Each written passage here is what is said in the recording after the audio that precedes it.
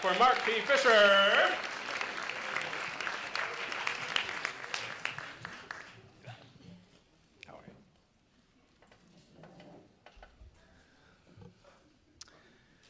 It was a sweltering hot August day. My wife and I were given one assignment: to prepare the place where our second son was going to ask his girlfriend to marry him.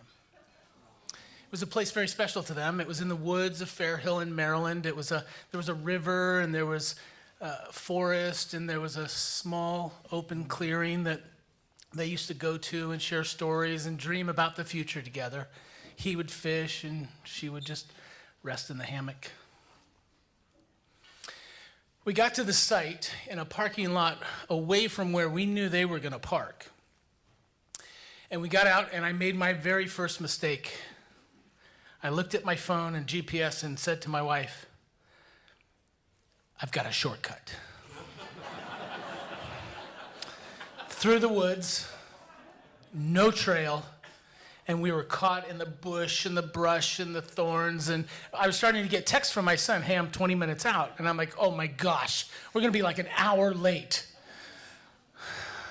We made our way. We're sweating. It's getting dark. It's near evening. It's a moonless night. And we finally get to the setting that we were told to meet at.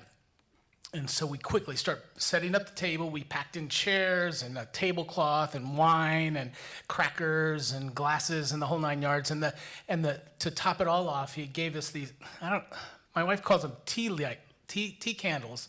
You light them and you put them on the rocks everywhere, and then there's stagnant water, so you put them in the water hoping it doesn't go down and burn the river. And now I'm getting a text. We're right around the corner, so my wife and I, do the only thing we know what to do. We can't go up the mountain, the hill that we just came up, so we jump in the river. Like you do. And they're coming this way, and we get down into the river, and I'm thinking, oh my gosh, we're going to get caught. And so we had a blanket, so I kind of put a blanket over us in the river. And I'm looking backwards, and I see them coming, and they don't see us. And so I'm in the river, so I'm like pulling my phone out, and I'm trying to take pictures. My wife's like, no, they're going to catch us. And so we just start, what do? You just start forging the river. Except it's dark now, and my wife steps on we think it's a turtle, because it moves, and she, like, oh, they heard us, but they didn't, because we were far enough away, and now we can't get up the side of the water because it's too high, so we're going through, it's dark, and finally we find a way up, and we find a path, and I think, oh, thank God we're going to make it, except I look at my phone, and there's almost zero battery, and I'm using a flashlight on the phone, right? And I can't make my way out, so I do what the only thing a sane person would do: 911. What's your emergency?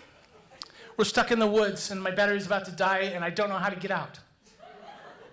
And the person starts asking me, are you injured? No, I just don't know how to get out, and my battery's about to die. He goes, I can tell from your GPS on your phone you're a half a mile from a road. Just go east. Which way is east? So before the battery dies, well, honestly, I hung up and I go, you're going to regret this, because when they find our cold, dead bodies next to this river, you're going to wish they sent help. But I didn't. So I called a friend, and he was like, I don't know, I got an off-duty policeman, he'll come get you. And so we're walking through the woods, it's dark and it's hot. Of course, we're lost. And we hear off in the distance, Mark, Lori, it's the policeman's speakerphone thing way over there. So we start heading in that direction, and he has to climb us over a fence, and we're dirty and wet, and it's horrible. So he takes us to our car, and then we get back to our house, where there's a big party, because everyone knew, friends, family, that the engagement, and we're the last ones there. So we're slinking into the house, dirty, wet, and embarrassed. And my son walks over to me and puts his hand on my shoulder. And he says, thanks, Dad.